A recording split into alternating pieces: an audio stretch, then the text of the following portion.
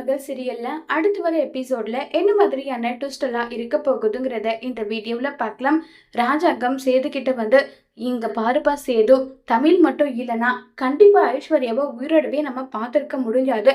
அதனால தமிழுக்கு நம்மளால முடிஞ்சதா பரிசா ஏதாவது கொடுக்கலான்னு சொல்லிட்டு 5 பவுண்ட் செயின் எடுத்துட்டு வந்து சேது கிட்ட கொடுத்து இது தமிழுக்கு கொடுப்பான்னு சொல்றாங்க.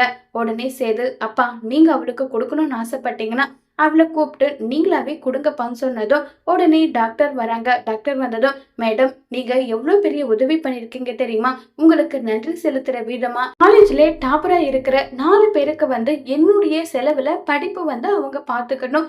எவ்வளவு படிக்கணும்னு ஆசைப்பட்டாலும் டாக்டர் படிப்பிலே மேல் படிப்பெல்லாம் இருக்கே அதை பார்த்துக்க கூட நாங்களே ஸ்பான்சர் பண்றோம்னு சொல்றாங்க.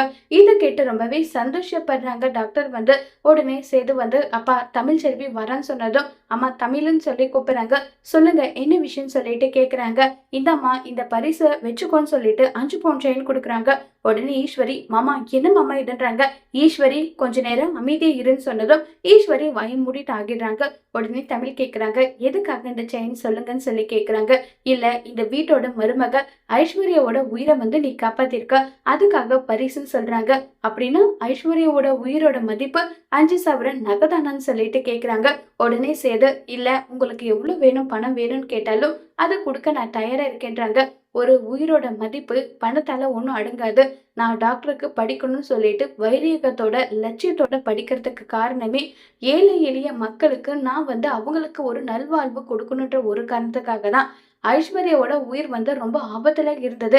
என்னால முடியும், இப்படி போயிட்டு ட்ரீட்மெண்ட் பார்த்தா காப்பாற்ற முடியுன்ற எண்ணம் இருந்தது. அதை நான் காப்பாத்திட்டேன். இது எல்லாமே ஒரு மனிதாபியமானதுனாலதான் பண்ணனே தவிர நீங்க எனக்கு பரிசு கொடுப்பீங்க, தங்க செயின் கொடுப்பீங்க, லட்சக்கணக்கில் பணம் கொடுப்பீங்கன்றதுக்காகலாம் நான் இதை பண்ணல, நான் வரேன்னு சொல்லிட்டு தமிழ் அங்க இருந்து போறாங்க.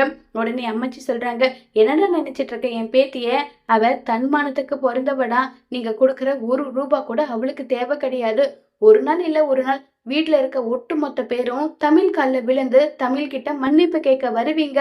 அப்ப பாத்துக்கிறேன்டா என் பேத்தி எந்த தப்பும் பண்ணலன்றத கூடி சீக்கிரம் நிரூபிச்சு காட்டல என் பேரு அம்மாச்சி கிடையாதுன்னு சொல்லிட்டு கோவமா அங்க இருந்து போறாங்க.